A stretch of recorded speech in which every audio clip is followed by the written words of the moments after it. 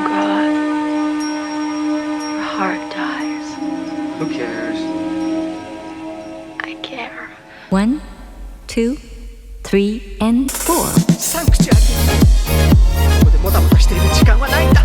だってセイヒョウガもシリも一気兄さんだってきっとサオリさんを守りに駆けつけている。 You are now listening to Vantage and Macro 1899.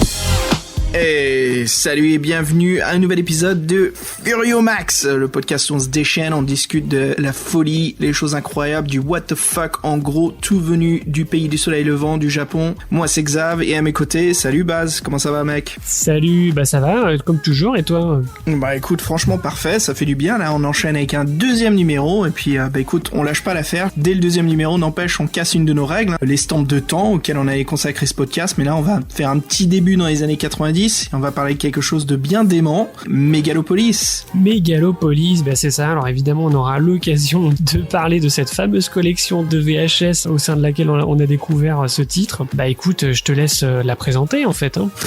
Bah tu sais quoi, fuck it, on va commencer par le plus évident, bien sûr Mangamania. Hein. Mangamania, la passion du manga. Alors Baz, franchement quand on parle de générique, de collection de manga, hein, j'en ai deux dans la tête bien sûr, hein. C'est quoi le premier? Ah bah pour moi évidemment, c'est celui de manga vidéo avec la musique de Sepultura.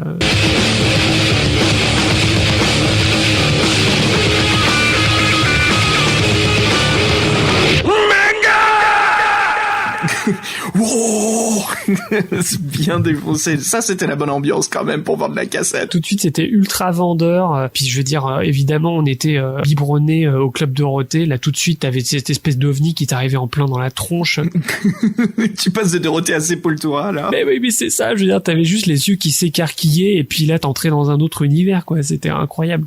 Je ne peux pas le croire. Maintenant, j'ai tout vu. Est-ce que tu peux nous parler un petit peu de ce contexte, alors, des années 90 en France, de l'animation japonaise, de ces collections cassettes vidéo? Voilà, je te laisse un petit peu présenter tout ça. Ouais, j'ai grandi avec. Je crois que je les ai toujours chez les parents. Ça doit être dans un carton. Alors, pour les plus jeunes qui nous écoutent, hein, qu'est-ce que c'est Mangamania? Alors, il y a mi-90, je crois que c'est 95-96 en France. Chez les kiosques, ça se faisait beaucoup, mais il y avait des collections de cassettes. Alors, il y avait tout genre, hein, ça pouvait être du polar, du Maigret, hein, les choses assez connues. Mais en voilà une qui sort un peu du lot, hein, un peu plus pour la jeunesse, pré-ado et adolescent, qui était Mangamania. C'était une collection de tous les OAV, films d'animation japonaise, d'animés, hein, qui étaient donc vendus dans des boîtiers blancs avec des super couvertures cadrage bleu, avec la fameuse typo métallique Mangamania. Et on avait une collection vraiment qui allait du chef-d'œuvre. Hein, on avait Akira, je crois que c'était la deuxième ou la troisième dans la collection. Je crois que le tout premier c'était Ghost in the Shell. Et puis on avait même Space Adventure Cobra le film, Golgo 13,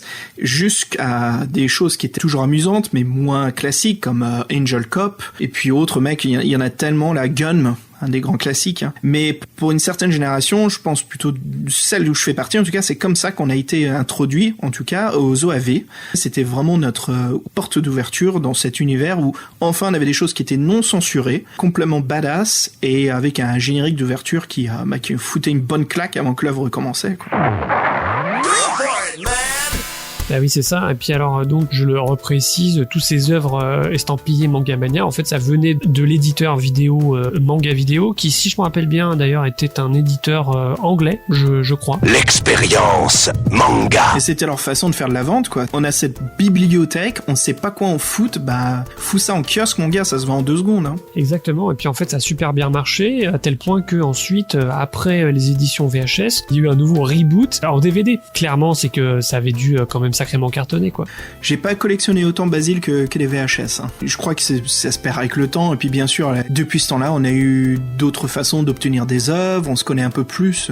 Les temps avaient changé entre-temps, ouais, c'est ça, exactement. Puis c'est vrai, je reviens quand même sur ce truc que je disais tout à l'heure. Je le disais en rigolant, mais n'empêche que c'est vrai. Le premier accès qu'on a pu avoir à la Japanime en France, c'est vrai que ça a quand même été avant tout la 5 et le Club Dorothée, où il y avait quand même une certaine sélection, mine de rien. Je veux dire, même si on a énormément tapé sur le Club Dorothée en disant qu'ils avaient vraiment choisi n'importe comment les œuvres qu'ils ont achetées. On les soupçonne d'avoir regardé peut-être juste le premier épisode et encore des fois peut-être qu'ils regardaient juste la jaquette ou quelque chose comme ça. Clairement, des fois ils savaient pas du tout ce qu'ils achetaient, ils savaient que c'était japonais, c'était pas cher et puis voilà, ça allait forcément marcher. C'est pas violent et tout est visionné par des psychologues. On leur a reproché ce côté-là, mais n'empêche que il y avait quand même une certaine forme de sélection aussi. Ils savaient quand même qu'ils s'adressaient surtout à un certain public, donc il y avait certains aspects qu'ils auraient pas montrés, notamment le côté vraiment très contre-culture, très ado, très SF, avec du sexe, de la violence, des trucs comme ça. Et c'est vrai que là, on sent que Mangamania a vraiment insisté très clairement sur ce créneau, sexe, violence, gore et tout ça. Tu te souviens du générique sur MCM, alors le MTV français, hein, ça existe toujours MCM? J'en sais rien. Et à l'époque, ils avaient une production AB, comment ça s'appelait? Quelque chose manga. C'était présenté par Ness, qui allait après travailler chez Game One plus tard. Et il y avait un super générique, mec, avec c'était du Korn. Voilà, Mangazone, c'est terminé.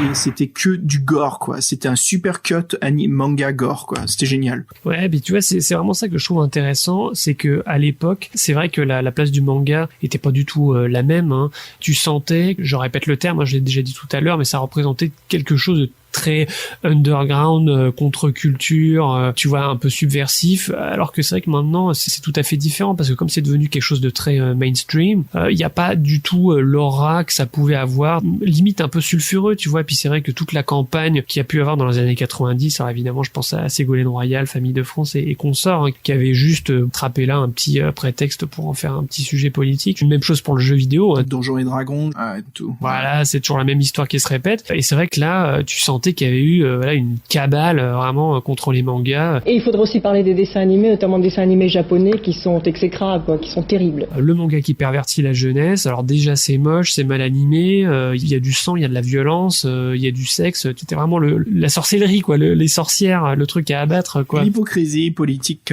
classique, hein. Mais bien sûr. Tout ce qu'il faut pour attirer de l'attention vers soi-même. Hein. C'est vrai que c'est assez drôle maintenant, quand tu repenses à cette image que pouvait avoir le manga, on en est quand même bien loin maintenant, tu vois, ça semble vraiment être une époque révolue, c'est assez marrant de se replonger là-dedans, quoi.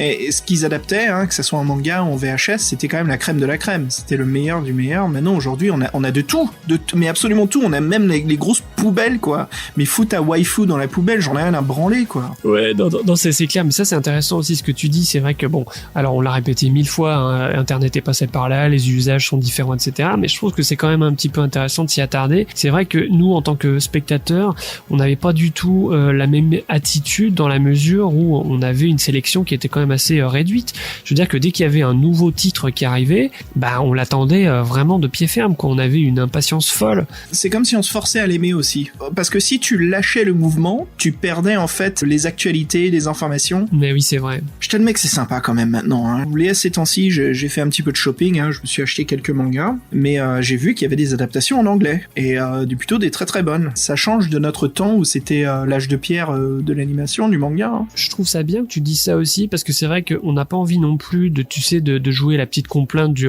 c'était mieux avant, etc. Non. En fait, je suis pas d'accord avec ça parce qu'il y avait des bons côtés, mais après, faut pas oublier aussi que cette incroyable accessibilité dont on bénéficie maintenant, moi, je crache pas dessus, hein. Franchement, je suis content de pouvoir, quand je veux, trouver les meilleures versions de ces œuvres que j'ai pu regarder avant et puis que j'ai vu dans des formats qui ne rendaient tellement pas justice à l'original. Enfin, je veux dire, quand je pense, tu vois, à des chefs-d'œuvre genre Akira, Ghost in the Shell, Pat Labor, ça, j'ai vu ça en version 4/3 pourrie sur des bandes qui avaient été visionnées 30 fois. C'est affreux. Enfin, je veux dire, maintenant, en plus, bon, il se trouve que nous, c'est vrai que nos métiers, quand même pas mal rapport avec l'image et la vidéo, donc on est quand même particulièrement sensible à ça, mais c'est vrai que maintenant, quand tu peux vraiment redécouvrir l'œuvre originale, mais des fois, redécouvrir, c'est pas un vain mot. C'est qu'on a vraiment l'impression que c'est comme si une œuvre qu'on connaissait par cœur, d'un coup, on la voyait comme pour la première fois. Tout est plus net, tout est plus fin, et enfin, on peut vraiment se mettre à la place des auteurs, des créateurs qui ont fait ça, et se dire, ok, ah oui, là, ils ont fait ce choix-là visuel,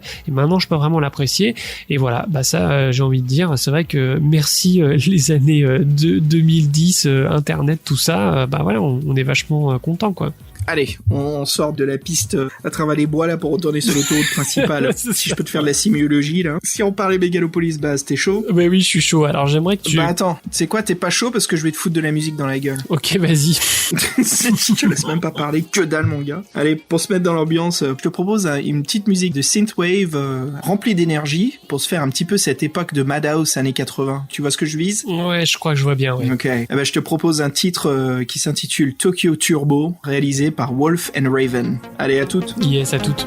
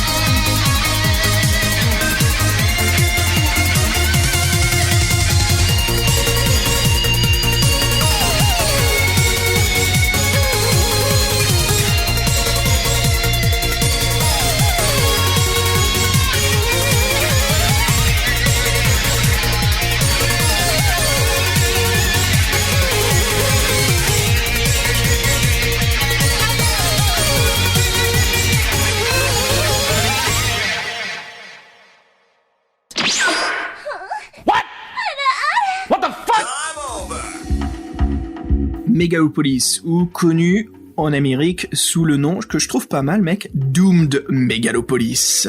Ouais, alors moi j'avoue que je trouvais que c'était pas mal cool justement ce titre US, la Doomed Megalopolis, là tout de suite ça faisait vraiment, ça fait peur quoi. Bam. Le petit blanc. Bah écoute, franchement, alors pour les auditeurs qui connaissent, ceux qui connaissent pas, alors qu'est-ce que c'est? Juste en gros, Megalopolis. Bah en fait c'est un OAV, Original Animated Video. C'est ça, exactement. Okay. Alors là en l'occurrence, il y en a 4. Généralement les OAV c'est plutôt format 40-45 minutes. Alors dans le podcast on a fait que les 2 premiers. Base on se les garde les 2 prochains peut-être un peu plus tard dans le podcast une autre fois. C'est ça, on peut se les garder pour plus tard, exactement. Juste une petite précision, alors c'est vrai que pour ce qui est des OAV, disons-le, en termes de qualité, d'animation, de direction artistique, tout ça, on se situe clairement entre la série télé qui est vraiment le truc qui est fait dans les conditions où clairement il n'y a pas de budget, où évidemment on va réutiliser toutes les techniques possibles et imaginables pour... On rentre pas le week-end, on s'enferme dans le studio parce qu'on est en retard, parce qu'il n'y a pas de budget. Ou alors on réutilise encore et toujours les mêmes séquences qui ont déjà été décidées, voilà. Donc là, les OAV, on se situe entre la série télé et le long métrage où c'est évidemment l'exact opposé, où là il y a un budget énorme. Donc évidemment toutes les séquences sont très très travaillées, on sent qu'il y a de la richesse dans les décors, dans l'animation, dans tout ça, voilà. Donc les OAV, c'est vraiment l'entre-deux et qui peut se rapprocher plus de l'un ou de l'autre, hein. Ça se dépend vraiment, hein. Par exemple, on va citer 2 très connus, hein, qui sont donc des films d'animation, hein, Akira et Ghost in the Shell, comme on l'a dit plus tôt. Ce sont des films, pas des OAV. Par exemple, l'OAV, bah, ça serait Cyber City de Kenji Kawajiri. Appleseed. Oh, de Mamoru Oshii. Je pense à Gun, moi aussi. Rujin Z. Sazan Eyes, 3x3 Eyes. Oh, 3x3 Eyes, mais bien sûr, ouais. Big OAV très très connu, là. Oh, mec, RG Veda. RG Veda, bien sûr. Oh, les trucs qui sortent, j'ai l'impression de me trouver dans le cimetière des OAV. Alors, je dis pas ça méchamment, mais il y a tout qui se réveille en zombie, tu vois. Mais non, mais c'est vrai que c'est drôle, parce que ça me fait penser à ce que tu disais justement tout à l'heure, que c'était vraiment une époque où des fois on se sentait un petit peu obligé d'aimer ce qu'on trouvait, parce que, bah, voilà, comme il y avait pas grand chose à se mettre sous la dent, et ben, on n'avait pas envie, tu vois, d'être déçu. Donc des fois limite on se forçait un petit peu à aimer ce qu'on avait acheté, et puis c'est vrai que tous ces OAV, bon bah il y en avait évidemment certains qui étaient d'excellente qualité, je veux dire même si on les revoit maintenant, évidemment il n'y a pas de problème, il y a toujours des grandes qualités. Après il y en a d'autres, bon bah faut le dire, hein, soit ça a vieilli, soit tout simplement bah c'était pas forcément notre tasse de thé en fait, quoi, faut le dire. Bien sûr. On va jamais parler de l'œuvre du podcast. Comme tu disais tout à l'heure, on revient sur le chemin principal. Stay on target. Alors, Megalopolis. Ouais, alors Megalopolis, qu'est-ce que c'est? Alors c'est, comme on a dit, c'est un animé, un OAV en 4 épisodes. C'est un animé fantastique, surnaturel, horreur. Alors on en parle un tout petit peu maintenant, mais Basile, on va rebondir là-dessus plus tard, hein. C'est une adaptation d'un roman fantastique historique, hein, de Taito Monogatari. Alors Taito Monogatari, en fait, c'est effectivement le titre de toutes les œuvres, hein, que ce soit l'œuvre originale, le bouquin, les films ou les OAV. Megalopolis, en fait, en japonais, c'est Taito Monogatari.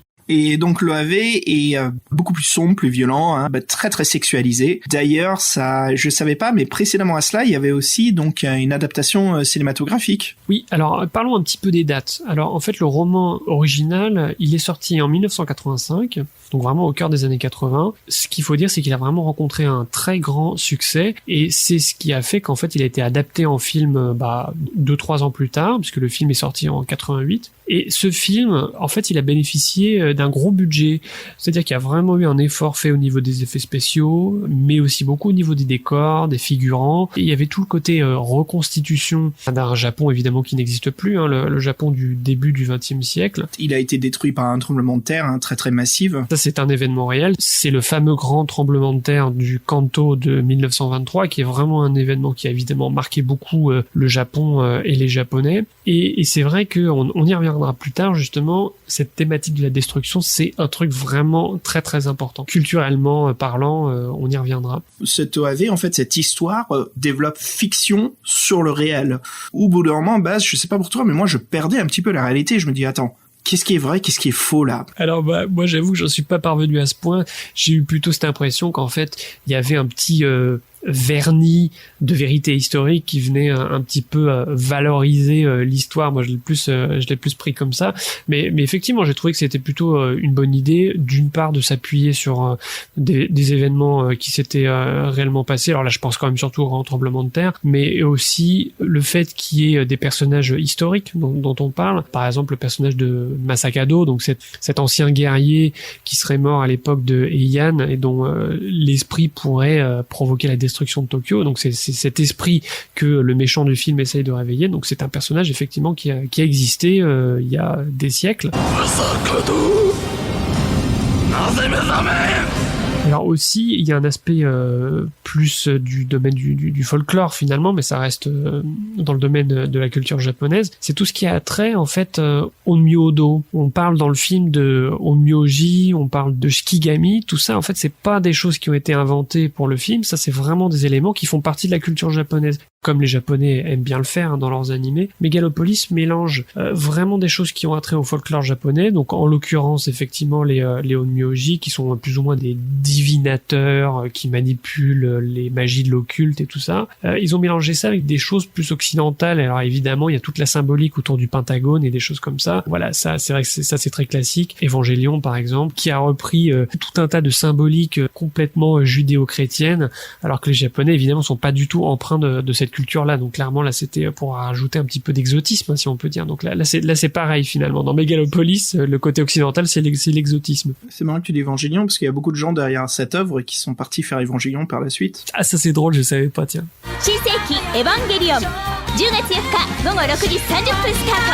Alors je vais peut-être t'apprendre quelque chose d'ailleurs, c'est que revenons à cette adaptation en film de 1988. Sais-tu que certaines des créatures du film ont été designées par le célèbre Giger. Oh, super. L'artiste qui a designé, entre autres choses, évidemment, le célèbre alien du premier film. Donc oui, effectivement, la production japonaise avait fait appel à Giger pour certains des monstres. Je trouvais que c'était assez rigolo. Bah, j'ai eu la chance, je t'avais dit cette histoire, j'ai eu la chance de prendre un café avec Giger quand j'étais à Paris. Ah bah ouais, sacrée anecdote quand même. Ouais, bah, j'attendais pour une hall d'exposition, une librairie qui est très sympa, qui publie soi-même et qui vend pas mal de livres Taschen et compagnie. Il y a une petite galerie d'art à l'intérieur de la bibliothèque. Ah, ça s'appelle la Fnac, non, c'est ça? Non, t'es con, toi. J'ai oublié le nom, elle est assez chouette cette boutique, ça fait des années maintenant, ouais, je suis sûr qu'elle y est toujours. Et Giger est venu exposer de vraies œuvres, donc forcément, je me souviens, je me suis échappé du lycée plus tôt pour aller sur Paname, pour aller les voir, et je suis allé voir donc l'expo, et je suis allé en fait 4 heures à l'avance tellement que j'étais impatient. Je voulais pas rater en fait la possibilité d'y entrer si c'était limité. Ah oui, t'avais faim là. Donc j'attends dehors, et qui je vois arriver? Bah Giger en fait qui vient, qui arrive, donc j'ai le temps de lui serrer la main, de dire bonjour, très sympa, hein, j'insistais pas, j'étais assez timide. Et il est revenu dehors, il me dit mais vous êtes là super tôt? Et je lui dis oui, bah, je voulais pas rater de vous voir quoi, et de voir l'expo. Et il est rentré quelques secondes, et puis il est ressorti, il me dit tiens viens avec moi, on va marcher un peu. Génial. Et donc je commençais à lui parler en anglais, et il me dit non moi je préfère parler français, donc il était sympa avec moi, on a pu parler, il me parlait de son adolescence, qu'il jouait à la guitare, quand il peignait dans son atelier, et puis j'ai un petit peu insisté, je voulais savoir à quel point je pouvais pousser, et je lui ai demandé s'il pouvait me faire une illustration vite fait, et il m'a fait en fait sa signature en tête d'alien. Oh, ça c'est collector. Et je l'ai toujours quoi, comme quoi je suis content d'avoir rencontré une de mes idoles quoi, c'est chouette. Hein. J'aime les femmes, et en même temps, elles me font peur. Alors, donc, revenons à ce film, le film de 88. Ce que je voulais ajouter aussi, c'est qu'en fait, alors on n'en a pas vraiment idée en Occident, en fait, parce que, évidemment, en France, c'est passé totalement inaperçu. Mais en fait, c'est un film qui a eu vraiment un certain succès, tout comme le roman. Et plus qu'un succès, en fait, c'est devenu véritablement un film culte au fil des ans. Et à tel point que... Figure-toi que la fameuse vague de films d'horreur japonais des années 90, je pense surtout à The Ring, Grudge, tu vois, ces films comme ça. Comment s'appelle celle avec l'eau, là? Dark Waters. Ah ouais, Dark Waters, exactement, mais oui. Dark Waters, avec l'accent français. La Sharpie, quoi. qui ont d'ailleurs quasiment tous eu une réadaptation américaine, d'où on va pas en parler. Hein. Non, c'est pas la peine. Et ben en fait, toute cette vague-là, eh bien apparemment, ça je l'ai lu hier soir en me documentant sur le film, apparemment, elle a vraiment été très fortement inspirée justement de ce premier film. Tu sais, c'est un petit peu comme Spider-Man qui a ouvert la boîte de Pandore des films de super-héros. Bon bah voilà, là c'est un petit peu la même chose finalement. C'est qu'à la fin des années 80, les producteurs voyant qu'il y avait moyen d'avoir du succès avec un film de ce style-là, et ben voilà, ça a ouvert la possibilité à beaucoup d'autres films dans un genre très horrifique et spécifique au Japon. Voilà. Il y a une expression américaine. Alors, comment ça s'appelle ce premier film qui déclenche un raz-de-marée pas possible? Et ça s'appelle Watershed. Ah, Watershed. Ok, je connaissais pas l'expression. Les films Watershed. Watershed. Par exemple, le Watershed du slasher, c'est l'œuvre de John Carpenter, Halloween, le tout premier. Évidemment. Ouais. Donc on peut dire justement que ce Megalopolis, c'est le Watershed du J-horror, non? Et c'est tout à fait ça. Et donc, en fait, ce film, ça a été la véritable naissance d'une franchise. Parce que après ce premier film, évidemment, il y en a eu d'autres. Il y a eu surtout un qui était la suite directe. Et ensuite, il y a eu aussi un manga, figure-toi. Peu d'informations à ce sujet, mais je sais qu'il en existe un. Et en plus de ça, il y a eu cette fameuse série de 4 OAV en 1991 dont on est en train d'essayer de parler, mais on parle de beaucoup de choses, mais pas de ça.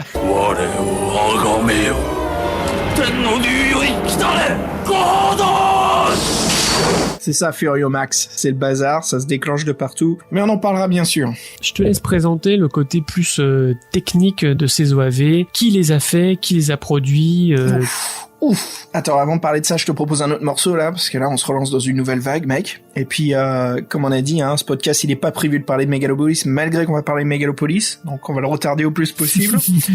Si on s'écoute un petit morceau de Future Funk. Ah bah toujours, je suis toujours client. On va dire notre dada, peut-être le Watershed du Future Funk, qui serait Macross 80... Ah putain, je me rappelle. 82-99. Oui, c'est ça. 82-99, ouais. Je pense que c'est vraiment Macross 82-99 qui a percé le Vaporwave en Future Funk. Quand t'écoutes son premier album, il me semble, hein, franchement. Quand t'écoutes Sailor Wave 1, tu sens qu'il y a encore de l'inspi Vaporwave, et puis t'as des morceaux qui bougent beaucoup plus, que ça devient très très funky. Qui sont vachement plus catchy, ouais.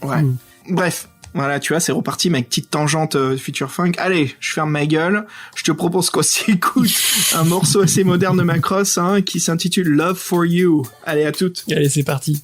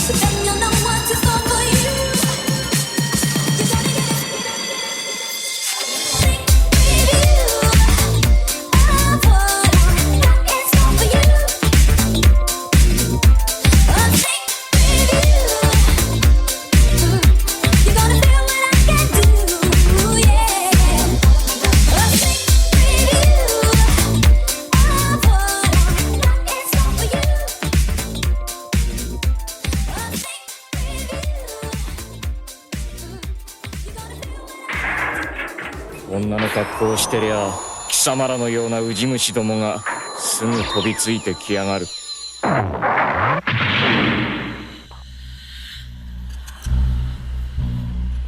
Ok, nous voici la dernière partie de Furio Max. On va peut-être parler du sujet principal du podcast. Pourquoi pas le faire maintenant? Ah bah oui, il serait temps quand même. Pourquoi pas? Alors, Megalopolis, le réalisateur, alors bien sûr surnom, Rintaro.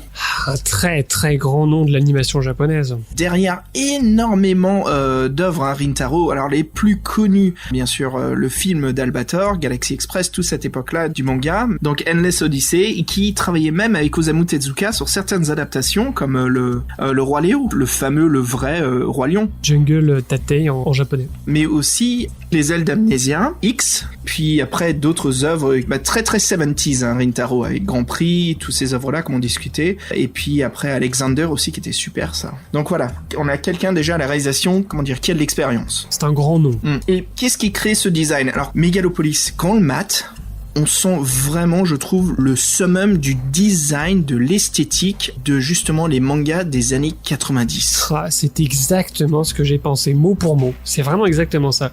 Tu regardes Megalopolis, tu as le prototype de l'OAV des années 90. Quand on pense animation, quand on pense manga et design, quand je te dis années 70, qu'est-ce qui apparaît dans ta tête en character design direct? Années 70, pour moi, c'est définitivement Leiji Matsumoto, c'est-à-dire tout ce qui est effectivement Captain Airlock, Galaxy Express, tu vois, c'est vraiment ça que j'ai en tête, moi. Moi, plus pour les 70s, je pense à Yoshikazu Yashuhiko, si je me trompe pas.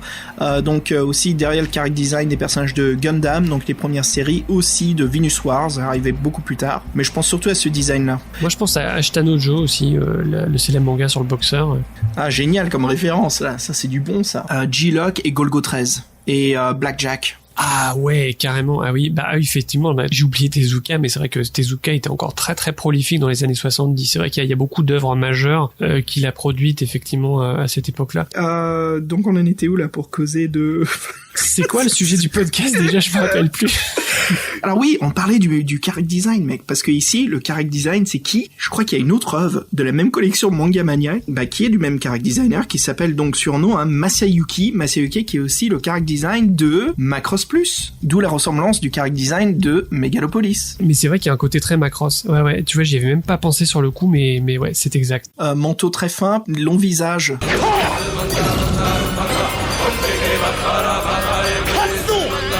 Alors, si tu nous parlais un petit peu quand même de l'histoire, du scénario quand même. Oh, qu'est-ce qui se passe dans ce film? Holy fucking shit, mon gars. Qu'est-ce qui ne se passe pas dans ce film? Je crois qu'on a une brochette de tout. Alors, avant d'entrer dedans, je crois que je vais le résumer en quelques mots. Tu sais quoi? Fuck, je vais aller direct dedans, là. On est au début du XXe siècle, l'époque où la ville de Tokyo va se métamorphoser, se transformer, adapter son architecture. Donc c'est quand il y a eu ce fameux changement industriel, d'où vient en fait toute la science, la culture et l'innovation en fait du monde occidental qui arrive au Japon, donc gaz, électricité, eau courante. C'est vraiment l'ère industrielle qui arrive à Tokyo. On a un personnage qui est donc un démon qui cherche à se venger d'une malédiction posée sur sa famille par un ancien seigneur de l'ère Rian. Et donc, il cherche à se venger et pour cela, il a besoin de réveiller ce démon qui est enfermé dans sa tombe au milieu de Tokyo et il a besoin donc d'un corps d'un être humain et il choisit donc une jeune femme, d'où bien sûr l'importance c'est que son frère, qui a une relation avec elle assez tordue, est l'architecte de la nouvelle ville de Tokyo.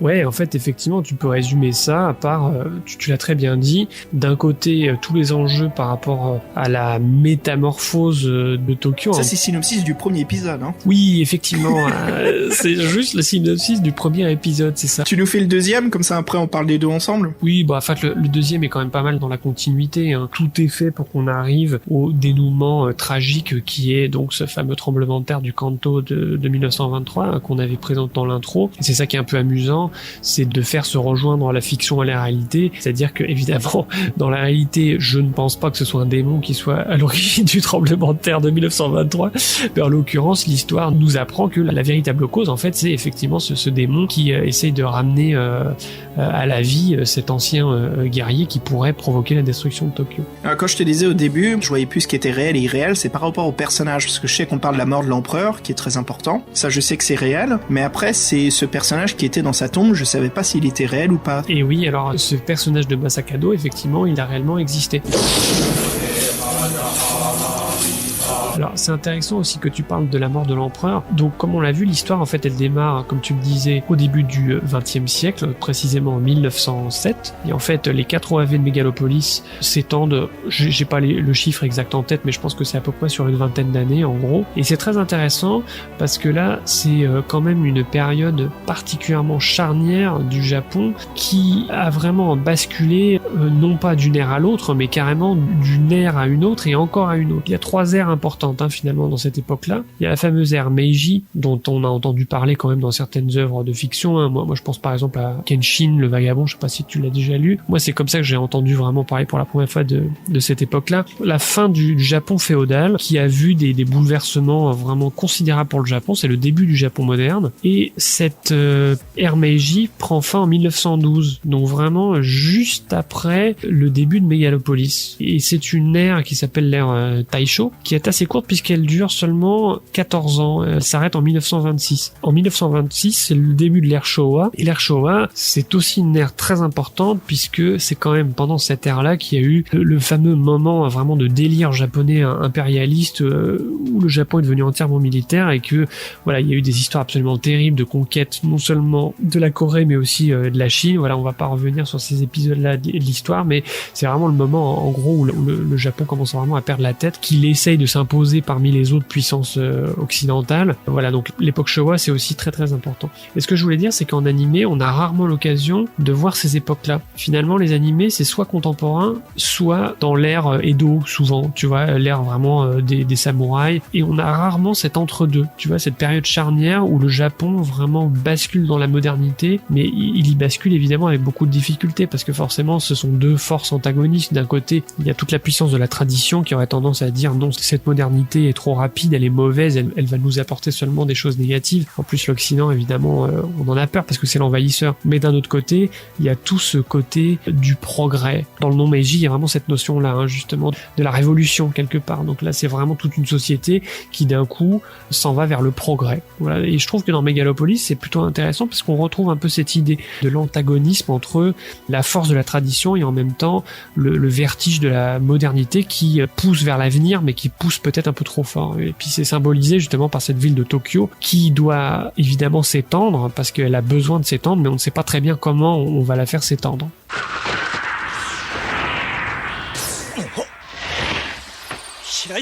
Et puis aussi la philosophie un petit peu d'où vient la mort, vient la renaissance. Par exemple, le premier épisode nous fait beaucoup de sémiologie, d'imagerie sur la destruction de Tokyo. Très intéressant. Très bien fait. Et puis justement, on voit justement la chute pour la résurrection. C'est vrai. Toute cette symbolique de la destruction qui est très importante. Et puis on le sait, c'est une symbolique qu'on retrouve dans beaucoup d'œuvres japonaises. Hein, c'est très fort. Je pense par exemple, tu vois, à ce fameux bâtiment en fait qui se situe dans le quartier de Ginza, et c'est un bâtiment qui n'existe plus maintenant. Hein. Cette espèce de tour de Pise là, je sais pas si tu te rappelles, qui s'écroule. Ça c'est une image très forte en fait qui était déjà dans le film de 1988. Donc ils l'ont repris dans les OAV parce que c'était un truc qui avait marqué les esprits, tu vois. Cette tour a réellement existé ? Cette tour a réellement existé. C'est un peu comme si, je vais pas dire si c'était la tour Eiffel qui s'effondrait parce que c'est un petit peu différent, mais il y a un petit peu de ça. Puis justement, ce fameux quartier de Ginza, qui lui, pour le coup, existe toujours, à l'époque, il avait une symbolique très forte parce qu'il représentait vraiment la modernité occidentale. Ginza, c'était vraiment le quartier des belles boutiques, des bâtiments en briques, des Japonais qui déambulaient dans la rue en costume occidental. Le début du businessman. Et voilà, c'est ça, c'est exactement ça. Et j'aime bien justement dans Mégalopolis, voilà, tout ce thème de la mégalopole. C'est une mégalopole vivante et puis qui est déchirée clairement entre la lumière et les ténèbres, et puis ça c'est un peu le truc cliché qu'on dit toujours sur le Japon, mais qui est déchiré entre tradition et modernité. Mais là pour le coup c'est tout à fait ça. J'ajoute juste une dernière petite chose sur cette idée de mégalopole. Je sais pas toi, mais moi j'ai beaucoup pensé aussi dans le fait que cette mégalopole en fait c'est presque le personnage principal de l'histoire finalement, et ça m'a beaucoup fait penser à Akira. Neo Tokyo dans Akira, c'est presque le personnage principal d'Akira finalement, tu vois. Je te parlais de ville personnage tout à l'heure. Quel est le titre des OAV ? Mégalopolis. Mégalopolis. Parfait, hein. Puis les ricains qui ont tout pigé, Doomed Mégalopolis. C'est un peu comme nous quand on rajoute le deuxième X à Furio Max. C'est ça, quoi, exactement. Ça, on veut bien vous le faire comprendre. Ouais, en effet, la ville est vraiment très importante parce qu'on passe tellement de temps avec plusieurs personnages différents. Hein. Comme je disais, on a la jeune Keiko, son frère, qui est complètement cinglé. Alors, quand je dis cinglé, pour expliquer pourquoi je dis cela, en fait, il a une relation d'amour et de haine pour sa sœur au point qu'il l'étrangle par le plaisir d'avoir souffrir, qu'il couche avec elle, quoi. C'est clairement la relation incestueuse, très sulfureuse, exactement. C'est qu'il aime faire du mal à sa sœur, et il pense constamment à ce moment dans leur enfance où il étranglait sa sœur par terre. Ce qui me fait penser d'ailleurs, ce fameux étranglement, tu sais, à ce fameux fait divers des années 20 qui a donné lieu au fabuleux film de Oshima, l'Empire d'essence, où ce qui était à la base de ce fait divers, c'était quand même un couple qui avait vraiment cette espèce de perversion sexuelle autour de la strangulation, d'aller jusqu'à la mort pour se donner l'orgasme ultime finalement. Et puis après on passe du temps avec Keiko, donc la sœur, elle on voit qu'elle est vraiment pure de quasiment de cœur, elle a jamais de mauvaises intentions, et on sent que c'est le vaisseau parfait justement que va utiliser l'ennemi. Hein. Ça c'est un des points négatifs du film. On a le cliché de la jeune fille pure, objet de sévices, de viol, comme d'hab.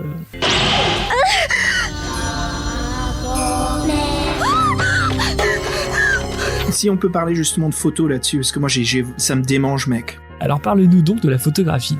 Oh, quel régal. Alors déjà, juste avant qu'on en parle, est-ce que toi la photo elle t'a plu? Alors je te l'avoue, pas plus que ça. Ok, c'est pas le meilleur, mais elle m'a beaucoup plu. Vraiment, vraiment, j'ai beaucoup aimé les contrastes et les valeurs de température de lumière, de quand se passe l'action. Hein. Alors derrière tout cela, c'est donc Hiroshi Yamaguchi, c'est quelqu'un qui est derrière la photo du film Gun.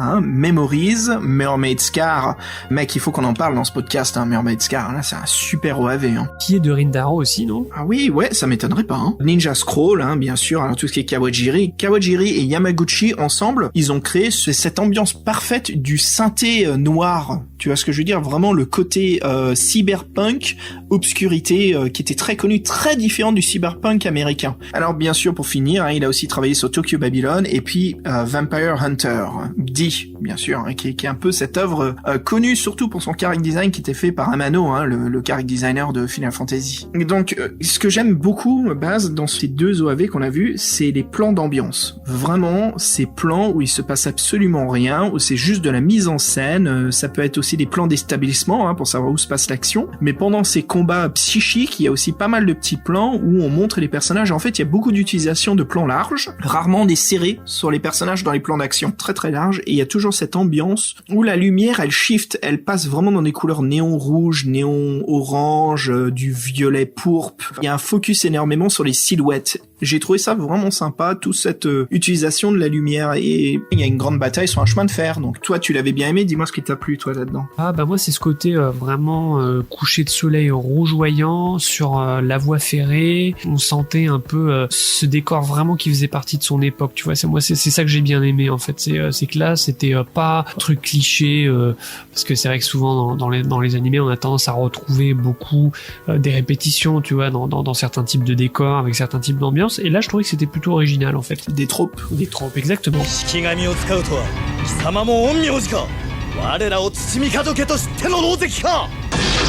a une énorme séquence qu'on utilise après pas mal en flashback, c'est donc la divination qu'a Yukiko sur la destruction de Tokyo, comme si elle était dans une caverne de sang qui s'ouvre devant elle comme une mâchoire, comme si elle était à l'intérieur de la bouche, et bien sûr la tour, la fameuse tour de Tokyo en briques qu'on voit qui s'écroule avec ce côté irréaliste monstrueux, comme s'il y avait un kaiju qui venait de la défoncer, hein. Il y avait ce côté destruction massif. On a déjà commencé à le dire au début, hein, mais là on va le marteler.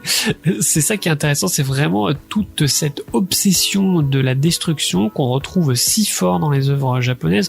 C'est pas que les Japonais ont inventé toutes ces thématiques de la destruction, évidemment en Occident aussi, on a toute la thématique de l'apocalypse, hein, évidemment, qui est très importante, mais c'est pas la même chose, parce que l'apocalypse finalement c'est une destruction qui est fantasmée, alors que le Japon a réellement connu finalement des destructions massives et redoutables à cause des catastrophes naturelles en fait qu'il a connues. Que ça soit naturel ou fait par l'homme. Exactement, tu fais bien de le souligner parce que c'est vrai que d'un côté il y a évidemment les tremblements de terre, les éruptions volcaniques, les typhons, mais il y a aussi les catastrophes comme celle de Fukushima qui malheureusement est arrivée il y a pas très longtemps et c'est là qu'on se rend compte que oui, la destruction peut aussi venir de l'homme. Et puis t'as aussi les bombes nucléaires. Hein. Et les bombes nucléaires évidemment, j'allais y venir, c'est vrai que le désastre nucléaire, c'est un truc qui a évidemment marqué énormément, je dirais pas une génération mais plusieurs générations de Japonais, même ceux qui n'ont pas vécu la bombe, ils en ont été très fortement imprégnés. Tu vois, le premier exemple qui me vient en tête, alors c'est vraiment très pop culture, j'aurais pu en citer 100 autres, mais là c'est vraiment le premier qui me vient à l'esprit. Ben, c'est drôle, mais je repense à, alors c'est pas un OAV, mais c'est un TV special de Dragon Ball,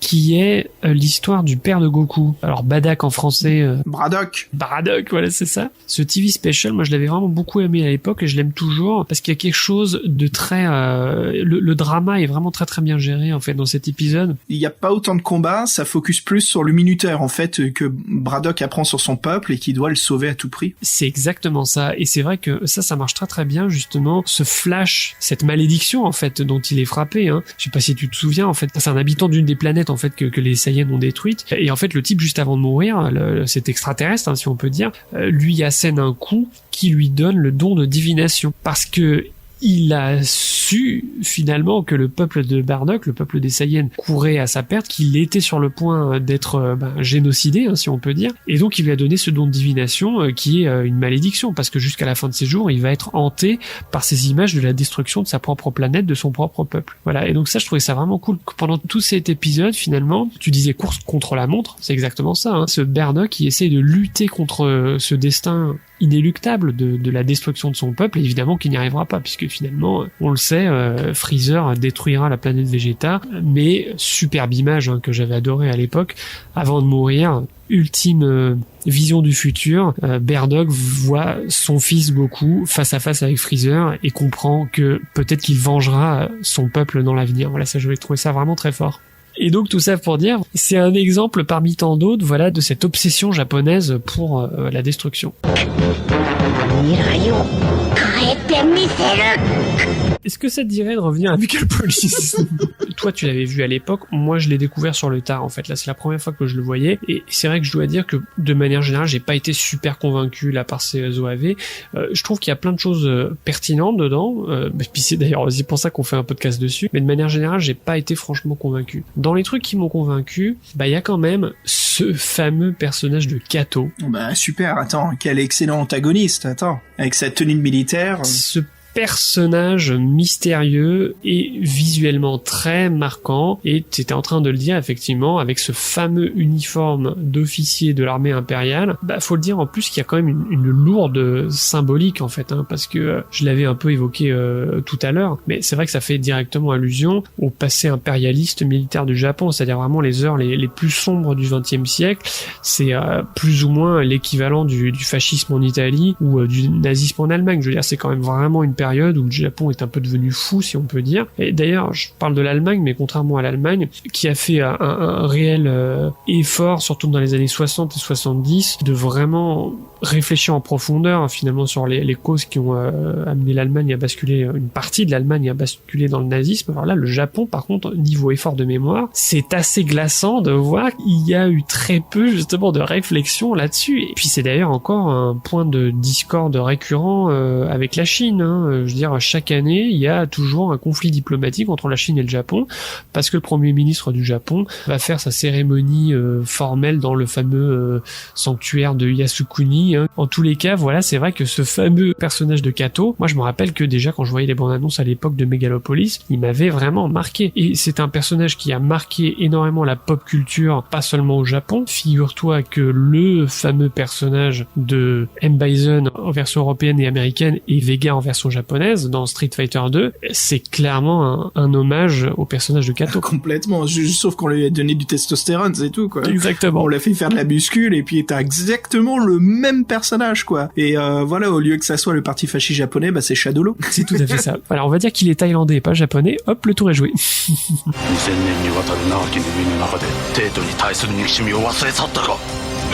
Bah oui, écoute, et les personnages, ils ne restent pas très longtemps. Alors on passe du temps en fait avec les trois principaux, hein, comme t'as dit, notre antagoniste, le frère et la sœur, quoi. À part ça, les autres, ils savent vraiment plus à développer l'histoire, pendant que les autres, c'est un peu plus l'esprit et l'ambiance de Megalopolis. Ah oui, alors il faut aussi que je parle d'une chose, c'est la musique que j'ai trouvée vraiment à chier. Oh putain, oh là là, merde. mon Dieu. Oh là là, elle est insupportable. Écoute-moi bien, je ne te pardonnerai jamais cette action, jamais. Je n'ai plus qu'une seule envie, c'est de te tuer. Je suis prêt à sacrifier ma vie pour ça. Putain, le mec Kazuhiko Kaz Toyama, bien sûr, qui se donne un surnom hein, parce qu'il croit qu'il est badass. Qu'est-ce qu'il a sur son résumé? Il y a quand même des bons trucs. Hein. Il y a Monster City, Goku Midnight High, Cyber City Uedo. Alors la version japonaise, attention, si vous avez découvert Cyber City Uedo via Mangamania, bah vous aurez eu la recomposition anglaise qui était excellente, qui est du métal cyberpunk vraiment intéressant, du sort de métal progressif assez chouette. Un peu comme Street Fighter 2, le film, où en fait la version originale, la BO japonaise est franchement à chier. Enfin, c'est vraiment de la sous-J-pop. Là, c'est merci Korn. Hein. Là, je prends le micro pour le dire. La BO américaine de Street Fighter 2 est 20 000 fois plus intéressante que la version japonaise. Donc, faut pas toujours dire que la version japonaise est toujours mieux que la version adaptée. C'est simple. Quand tu vois le mot Kaz Toyama, compositeur, tu sais tout de suite que vaut mieux que tu te prennes la version, tu sais quoi, même avec le doublage français, parce que t'auras la zik anglaise s'il y en a eu. Et c'est marrant, ça veut dire que les studios britanniques, tu crois qu'il y a un mec qui fait this is garbage, this is utter shit. No, just get Korn on the phone. Appelle Korn, get Sepultura au téléphone, vas-y, appelle-moi des groupes. On a besoin de licence là. Okay, casse-toi, casse-toi. Le jeu de mots pour Raph. Rien besoin d'ajouter, un soundtrack vraiment très mauvais.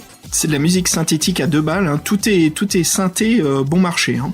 Ah, c'est ça, parce que alors Dieu sait si on est amateur du son synthétiseur. Hein, tous les deux, on est des oufs de ça, quoi. Ça, le synthwave. Tu sais qu'on était des pionniers tous les deux à écouter cela. Hein. Je veux dire, retour en 2008, 2009. Hein, on faisait partie des premiers. Hein, Future Cop et tout ça, le début du synth disco et tout ça. Hein.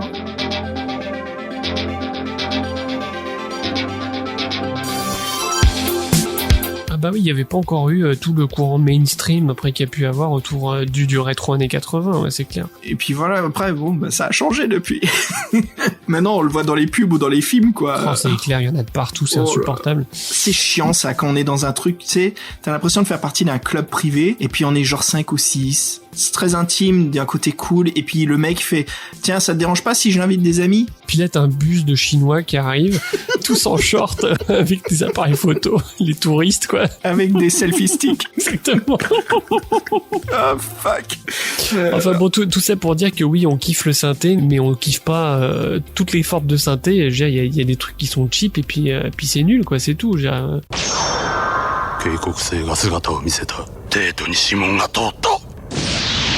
Alors bon, je te dirais que de manière générale, hein, vraiment du point de vue critique, je trouvais que bon, grâce à Rintaro, là clairement c'est vraiment le réalisateur à mon avis qui a insufflé cette énergie-là. Je trouve qu'il y a de très belles trouvailles visuelles dans les scènes d'action. Je dis bien dans les scènes d'action. J'ai bien aimé aussi quand même cette petite dérive gore sexuelle assez jouissive. Là, je pense notamment au passage évidemment super connu où la petite nana recrache un espèce de verre dégueulasse avec sa tête en forme de bite, ça c'est génial. Puis tu sens qu'il y a vraiment toute cette influence de la branche horrifique du manga et de l'animation qui est vraiment très très spécifique au Japon et que j'aime bien, et je sais que toi tu adores aussi. Quand c'est soigné, tu vois, il faut pas aller too much, quoi. Ils évitent d'aller dans le trop super gore et c'est pile poil la quantité de gore qu'il faut. Et c'est exactement ça, le dosage est bon et en plus les idées sont bonnes parce que vraiment tu sens que les mecs ils ont vraiment imaginé des trucs super bizarres, super perturbants et qui fonctionnent vachement bien, quoi. Et ça j'aime bien ce côté-là, quoi. Alors donc à part ces scènes d'action, je t'avoue que j'ai trouvé vraiment que la réalisation était plutôt plate, assez ennuyeuse, que c'était un peu du remplissage finalement entre chaque scène d'action. L'histoire là, est assez bancale quand même, ça se disperse beaucoup et finalement je me suis retrouvé un peu dans la peau de l'adolescent que tu étais à l'époque, en fait, qui attendait seulement les scènes d'action et puis qui avait envie de faire avance rapide, tu vois, pour aller vite à la prochaine, quoi. Ouais, c'est marrant. Petit peu différent de toi, je t'admets que le premier épisode, en effet, il faut tout installer parce que l'histoire est assez complexe, mais l'épisode 2, en fait, je me suis pas rendu compte des 40 minutes. J'étais complètement absorbé dans ce qui se passait tellement que ça m'intriguait. Alors moi, je te dirais que j'ai vachement plus pris mon pied dans 2 autres œuvres qui ne sont pas si éloignées, parce que ça, c'est quand même encore aussi un petit peu dans le genre dark fantasy, si on peut dire, et en plus il y a un lien avec Megalopolis. C'est bien entendu les 2 autres œuvres de Kawajiri. La Demon City Shinjuku et Wicked City. Ah non, je pensais à Ninja Scroll justement. Ah. Et ouais, je pensais à Shinjuku Demon City et Ninja Scroll. Bon, 1 sur 2. 1 sur 2, c'est déjà bien. Bah alors Shinjuku Demon City, c'est vrai que c'est le plus évident parce que les 2 prennent place vraiment dans Tokyo. Là encore aussi, hein, la ville est dans le titre, hein, tu vois, Shinjuku Demon City. Quoi. C'est marrant que tu dis ces 2 parce que c'est le même scénario, hein, Ninja Scroll et Demon City Shinjuku. Et comme tu l'as très bien dit, en fait, c'est exactement la même histoire, donc c'est pour ça que j'avais envie de faire cette comparaison. Et très franchement, je trouve que dans un genre différent, Shinjuku Demon City et Ninja Scroll sont vachement plus convaincants. Et alors, je sais pas si ça tient justement au talent de Kawajiri, qui n'est pas Rintaro évidemment, hein, ce sont des styles très différents. Bah, je trouve que vraiment Kawajiri s'en sort vachement mieux sur ce terrain-là en fait. Ouais, mais j'ai l'impression de voir une histoire plus mature dans Megalopolis que dans Demon City Shinjuku. Demon City, ça fait très arcade, ça fait très action, aventure. Alors je suis d'accord avec toi, on est vraiment plus dans le simple et efficace, mais entre nous, je préfère du simple et efficace qui est réalisé avec talent, plutôt que du compliqué mais qui se perd un peu justement dans une complexité qu'il n'arrive pas vraiment à maîtriser, tu vois. Megalopolis, c'est bien, c'est cette capsule différente. C'est différent et c'est sympa de voir quelque chose de différent. Voilà, je conclurai là-dessus. Je te dirais que ça propose autre chose. En effet, ça marche pas aussi bien, mais ça change un peu les choses, ce qui est sympa. Bon bah je pense que ça peut être le mot de la fin là. Tu le notes combien sur... Bah, écoute, moi je pense que je lui mettrais un 2 bits molle sur 5. Écoute, moi... Je lui donne un 3 sur 5 de la moyenne en fait. J'ai envie de lui donner la moyenne, mais j'ai envie de voir la suite. Bah, en tout cas, j'espère qu'on aura quand même donné envie aux gens de regarder Megalopolis. Hein. Moi, je veux dire, même si j'ai un avis peut-être plus critique, je recommande tout de même de regarder ces OAV parce que c'est vraiment quand même un sacré bout de culture un peu underground otaku des années 90, donc c'est quand même cool à regarder. Moi, c'est le retour de la VHS au Blu-ray. Ça fait du bien de revisiter cette œuvre parce que autant elle m'avait marqué visuellement par statut pop culture, hein, à l'époque, tous ces visuels très forts, donc forcément on le mate, mais je crois qu'on me l'avait survendu, Basile. D'où le fait que quand j'étais gamin, ça m'avait un peu fait chier. Et là, maintenant, d'y retourner, ça fait plaisir. Donc, quoi. Megalopolis porte bien son visuel de what the fuck, en tout cas. Tu t'étais attendu à voir un Urotsuki Doji 2, hein. C'était un peu ça, non? Mais ouais, mais bien sûr, on n'a même pas parlé de ça, mais le lien, l'ambiance recherchée Urotsuki Doji, mais sans l'absolue violence pervers sexuelle. Sais-tu justement que les scènes un peu poussées en termes de gore et surtout de sexe très sulfureux, bien sûr, c'est en grande partie dû justement au succès de Urotsuki Doji. C'est-à-dire que les gens qui ont fait Megalopolis